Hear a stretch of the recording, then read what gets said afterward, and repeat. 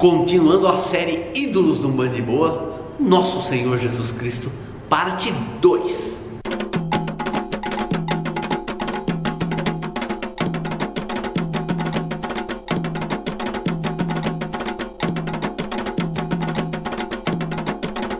Um salve com muita alegria a toda a galera da internet. Nós dois, eu, Márcio, ali o Newton, levando para vocês um pouco de conhecimento de Umbanda, principalmente para os irmãos que estão iniciando da nossa religião, ou até para os irmãos que já estão há algum tempo e estão querendo saber um pouco mais. Um espaço que nós criamos para levar para vocês os meus humildes conhecimentos que eu gostaria de dividir com vocês, e eu espero que eles possam ser utilizados da melhor maneira possível. Obrigado pela confiança. Mas galera, daí você vai falar assim: Márcio, 2 vídeos de Jesus, está querendo quebrar eu quero saber de Umbanda. Eu falo, galera, calma, calm down, take it easy, mas tem que entender que tudo está intrinsecamente ligado. Ou seja, a espiritualidade, gente, é uma corrente muito maior. E da mesma forma, gente, que no nosso planeta físico, nosso planeta encarnado, nós temos vários países, várias nações, várias línguas, várias culturas, várias formas de pensar, várias religiões. Da mesma forma, no plano espiritual, nós temos essa pluralidade de linhas espirituais trabalhando, todas elas, as linhas que trabalham para o plano astral superior, querendo a elevação do nosso espírito humano de uma forma geral. Então é o seguinte, eu sempre falo que a Umbanda é um grão de areia na praia da espiritualidade, mas é importante que nós entendamos, que nós conheçamos como funcionam e as vidas. Tudo que eu vou falar sobre Jesus hoje aqui, eu vou criar um apêndice para que lá na frente eu vou entrar num assunto com vocês. Depois desse vídeo de Jesus a gente vai voltar a falar sobre temas de Umbanda, para a gente falar de assuntos mais elevados, mais evoluídos de espiritualidade, que é muito importante todos nós entendermos e conhecermos. Mas galera, vamos lá, vamos falar de Jesus. Eu, no último vídeo, eu chamei a sua atenção para você entender, para você despertar o desejo de você conhecer Jesus, saber quem ele é, o que foi. E hoje eu quero falar sobre alguma coisinha rápida sobre a vida dele. Gente, para começo de conversa, tá? Eu sempre, quando eu vou dar essa aula no meu grupo de estudos, acaba ficando bastante engraçado, mas não é falta de respeito. É uma forma de você saber transferir o conhecimento. A vida de Jesus é uma vida muito interessante desde o momento da concepção dele. Porque, para quem não sabe, né? Jesus foi filho do Espírito Santo, né? O que seria ser filho do Espírito Santo? Na realidade, Maria era uma moça muito nova que casou com um homem muito mais velho do que ela, que era José. E Maria era uma moça pura, uma moça virgem. E de repente ela fica grávida e conta para José que veio um anjo na casa dela, que o anjo fez isso, fez aquilo, fez aquele outro. E obviamente que quando José fica sabendo dessa história inteira, ele fica muito o quê? Falou, essa mulher tá achando que eu tenho cara do quê? De palhaço, né? Ela acha que eu vou acreditar nessa balela que veio um anjo falar que ela tá grávida do Espírito Santo. Gente, a situação é muito cômica. Se fosse nos dias de hoje, nossa, daria um quadro de comédia, daria um quadro de stand-up comedy. E daí ele fica muito bravo, ele tá querendo muito acabar o casamento, e se isso acontecesse, Maria seria apedrejada até a morte, porque essa era a pena para a mulher adúltera da época. Mas aí, em sonho, o anjo Gabriel, né, vai ao sonho de José e também conta para ele, confirma tudo aquilo para ele, que mostra o que também? Uma mediunidade muito forte de José e de Maria. A parte mais legal de José é a seguinte: ele foi o único que pôde chamar de filho o próprio Filho de Deus, né? Ele podia chegar para Deus e falar assim: vamos conversar sobre o nosso filho.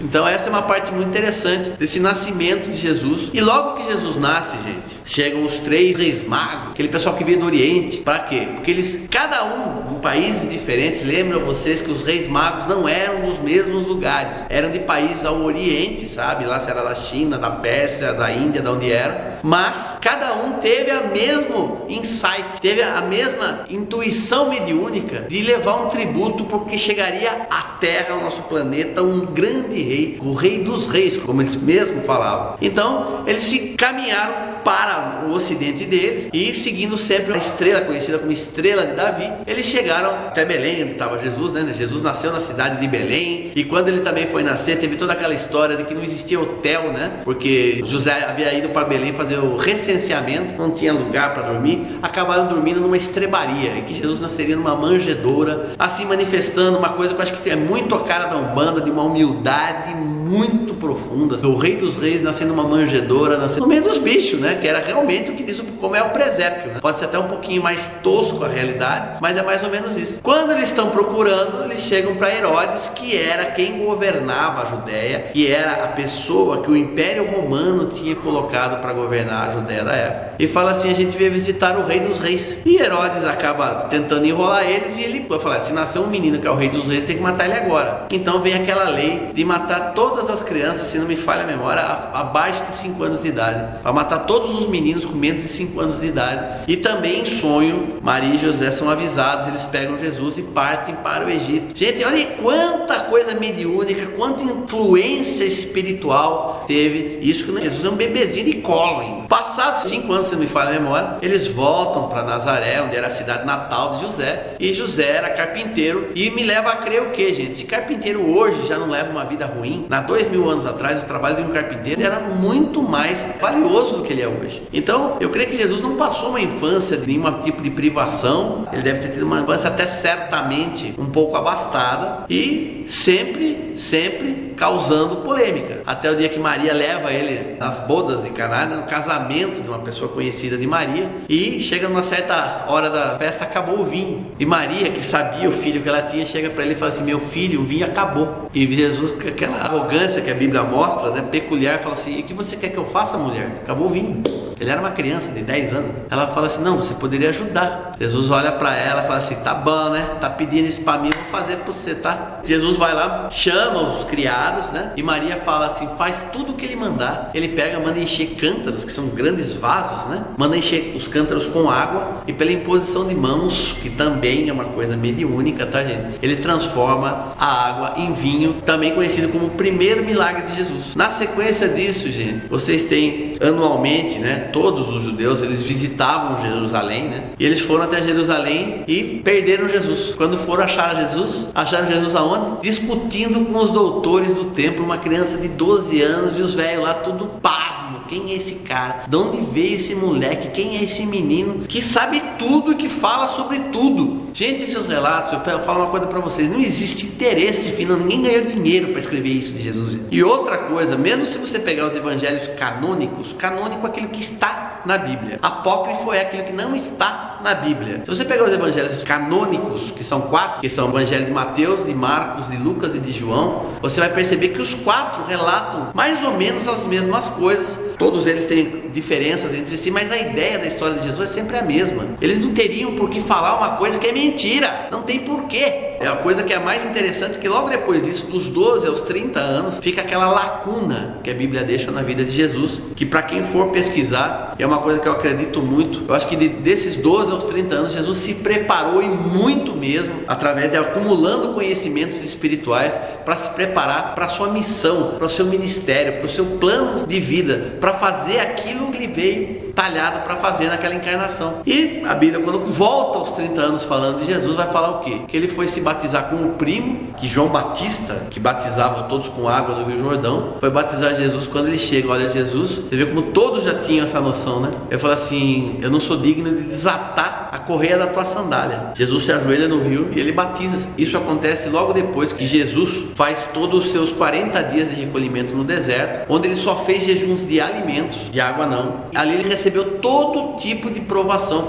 Diz a Bíblia que ele foi tentado pelo diabo, ou seja que for, pela quiumbada da época, tá? Sei lá que nome eles davam para quiumbada, mas Jesus foi tentado e conseguiu passar ileso, sem deixar sua fé se abalar por esses 40 dias. Ele se batiza com João Batista e ele sai. E ele começa o ministério dele. Como que ele começa a missão dele? Essa é uma das coisas mais malucas, né? Jesus podia falar assim: não, eu quero um empresário, eu quero um prefeito, eu quero um delegado para ser meus discípulos. Não, ele não vai atrás de ninguém importante, gente. Ele pega tudo aquilo aquela escória, bem dizer. De cara vai lá e pega, se não me engano, são 3 pescadores. Aí ele vai e pega o quê? Um publicano, um cobrador de impostos. Pega um revolucionário e vai agregando pessoas que deixaram tudo para que em 3 anos de ministério de Jesus, eles não sabiam disso, na cabeça deles estavam apenas seguindo. O que Jesus queria? Que eles acompanhassem para eles serem o quê? Instruídos, para eles serem treinados. Até eu diria assim que seria quase que um desenvolvimento mediúnico que Jesus fez com esses 12, para que eles pudessem no futuro, depois que Jesus estivesse ausente, eles pudessem partir, cada um para o seu ministério, para cumprir a sua missão de vida. E gente, todas as histórias de Jesus, eu não vou me perder muito tempo nos milagres. Tem alguns que eu amo de paixão, outros que não são tão interessantes, mas se você começar a pensar em coisas do tipo, o dia que Jesus, na porta do templo, quando Jesus estava entrando no templo de Jerusalém, ele encontrou o cego de nascença, que pediu a sua ajuda, né? E Jesus cospe no chão, cuspiu, o cara cuspiu no chão, gente, sem noção. Você já imaginou se você vai no terreiro de Umbanda e você fala para a entidade, eu tô com um problema na vista, ela pera um pouquinho lá, ela vai lá e pá! Cospe no chão, faz uma meladinha de barro para passar no seu olho. Gente, isso é uma coisa tão absurda. E Jesus fez isso. E com isso, ele passou nos olhos do cego e mandou que ele lavasse na piscina de Betsaida. E o cego se curou e saiu contando para todo mundo. E a fama de Jesus começou a crescer. Tanto que ele curou de gente, de aleijado, de gente cega, de pessoas endemoniadas, né? A Bíblia gosta de falar endemoninhada, não sei porquê. Endemoniado, inquiubado, obsediado. Ele expulsava, ele fazia o que? Ele fazia desobsessão. Gente, então como é mediúnica a vida de Jesus? Isso eu estou falando porque, como eu já falei um pouco da mensagem dele, mas tem partes da mensagem, gente, que eu acho que uma das mais bonitas, mas das mais importantes é o Sermão da Montanha, que eu acho que o Sermão da Montanha todos devem ler, nós umbandistas principalmente. Tem coisas que ele fala ali, que nós devemos ser o quê? O sal da terra, o sal que dá sabor às coisas. A gente que somos a luz do mundo, que a gente deve levar a luz para o mundo, ser o quê? As pessoas que vão dar direção, dar caminho para as pessoas. Onde ele fala que você não deve orar para que todos escutem, mas que você ore em silêncio, que você faça as suas preces. Nós umbandistas, que nós façamos as nossas coisas em silêncio, em respeito, uma coisa nossa. Ninguém tem que saber o que nós fazemos, para os nossos guias, para os nossos orixás. Outra coisa que ele fala é sobre o jejum, da pessoa que jejua e fica com aquela cara batida, para mostrar para todo mundo que está jejuando. Ele fala que esse jejum, valor nenhum teve esse seu ato. Da mesma forma, nós, umbandistas, quando vamos guardar os nossos preceitos, ninguém tem que saber por que nós não estamos comendo carne, que nós não bebemos álcool. Nós temos que passar por tudo isso com a cabeça erguida, com alegria. E tudo isso, gente, está nas palavras de Jesus. Basta você ter um mínimo de inteligência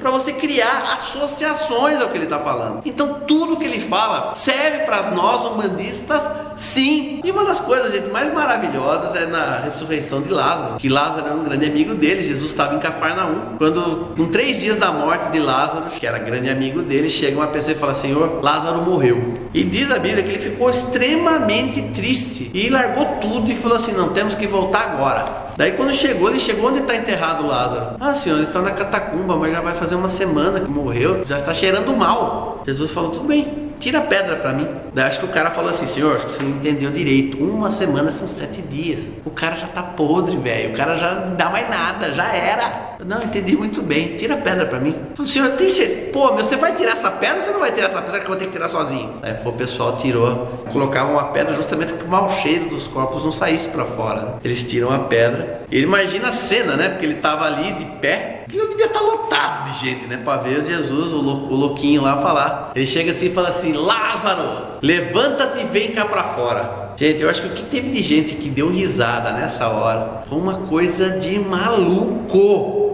Quando os caras vê aquele corpo tudo cheio de atadura, né, que era comum na época, né, limpar o corpo com óleo, por atadura e tal. Eu acho que o pessoal, teve gente que teve infarto ali, acho que teve gente que caiu fulminado, né, do mesmo jeito que Lázaro ressuscitou, os outros morreram, né. Mas isso, gente, é uma prova do poder dele, para um homem que sempre falou que a fé remove montanhas, que sempre disse: tudo que eu faço, vocês também podem fazer, desde que vocês creiam, desde que vocês tenham fé, desde que vocês tenham firmeza de cabeça, né? Que é uma coisa que eu sempre falo aqui no Band Boa. Então, gente, pelo amor de Deus, cara, como é que você pode falar pra mim que Jesus Cristo não pertence a Umbanda? Você não tem como agregar Jesus. Então não tem como você falar pra mim que não dá pra agregar Jesus na Umbanda. E por fim, gente, um homem que deixou uma mensagem de amor maravilhosa, um homem que deixou regras de ouro, que deu exemplo em todos os momentos de pacifismo, de amor, de respeito ao próximo, ainda foi crucificado no meio de 2 ladrões. E mesmo na cruz, no meio de 2 ladrões, um ladrão ainda pediu absolvição para ele, porque já reconhecia, mesmo crucificado do lado, ele reconhecia em Jesus um ser humano diferenciado, um espírito diferenciado. E dessa forma, gente, ele ainda, mesmo assim, com toda essa aprovação, ele ainda fala assim: Pai, perdoa-os porque eles não sabem o que fazem. Gente, se um cara que foi crucificado, teve as mãos e os pés pregados, teve a lateral do seu corpo dilacerada por uma lança, pediu água, não deram água para ele beber, com tudo que ele passou, com tudo que ele tinha sido açoitado, com todo o sangue que ele perdeu, eu não sei nem como ele conseguiria pensar se ele não fosse um espírito diferenciado. Ele ainda fala com tudo isso, falou assim: Pai, perdoa-os, pois eles não sabem o que fazem. Velho, quando eu tiver tipo assim 0,00001% da fé que esse homem tinha, da capacidade que esse homem tinha, vou ser o espírito mais feliz e mais evoluído do mundo. E é esse o exemplo que eu quero deixar para vocês. E da mesma forma que o Mestre Jesus é o nosso grande símbolo a ser perseguido, a ser cultuado, o Mestre Jesus, que é essa pessoa maravilhosa, que nós temos que ter como objetivo, que é o nosso exemplo no Ocidente. Da mesma forma, aqueles que não são cristãos, não é que não serão salvos, mas eles recebem a informação espiritual de outras formas. Assim você vai ter Confúcio, assim você vai ter o Siddhartha Gautama, que é o Buda, assim você vai ter tantos outros expoentes, Gandhi na Índia também. Você tem tantos outros mestres ao redor do planeta e na história toda do planeta que trazem as mesmas mensagens de paz, de amor e de elevação. E é por isso que para nós, como o Mestre Jesus é o nosso exemplo, é por isso que ele é tão importante. Não é para a Umbanda, é para todas as religiões, e é realmente a pessoa que eu respeito, que eu amo no meu coração e que eu não abro uma gíria que seja sem ter a bênção do Mestre Jesus Cristo sobre a minha cabeça. Beleza, galera? E acabou o vídeo de hoje. Eu peço desculpas por ter colocado 2 vídeos de Jesus na sequência. A gente vai fazer quase 2 anos de Umbanda e Boa. Eu não tinha falado de Jesus, isso já estava me incomodando. Era um problema sério. E outra coisa que eu quero falar é que muitas vezes nos meus grupos de estudos eu perguntava para vocês: quem conhece Jesus, levanta a mão. Ninguém sabia. Tinha 40, 50 pessoas, 2 pessoas levantavam a mão que conhecia Jesus. Os outros falavam assim: ah, eu só sabia que ele foi crucificado. Ninguém sabe nada da vida dele. Nós precisamos parar com isso. Nós precisamos entender que todo espírito elevado, independente de seu Mestre Jesus, mas que possa nos dar um bom exemplo e um bom guia, deve ser cultuado, venerado e seguido. Beleza, galera? Não falo mais nada. Carne final tá chegando aí. Não esqueça de clicar no joinha quando o YouTube deixa. Obrigado a todo mundo que tá mandando comentário, YouTube, Facebook, e-mail. Obrigado de coração, galera. Eu e o Newton temos como agradecer a todo esse respaldo que vocês dão pro nosso trabalho. Beleza, galera? Eu quero que você fique de boa. E, meu irmão, feliz Páscoa para você. Lembre que Páscoa é passagem, e que essa passagem seja para você um momento onde você possa crescer tanto material quanto espiritualmente. Que o Mestre Jesus e o Pai Oxalá abençoe a todos e até a próxima. Jesus é o nosso grande símbolo a ser perseguido, a ser cultuado, a ser, como poderia dizer assim, está faltando a palavra correta para mim. A ser, não é imitado fica feio. A ser nosso exemplo. Até botar as mãos pro Newton. Pô, tá vendo me ferrar que você não fala nada, pô. Então, gente, Mestre Jesus, beleza, galera? E é assim, eu quero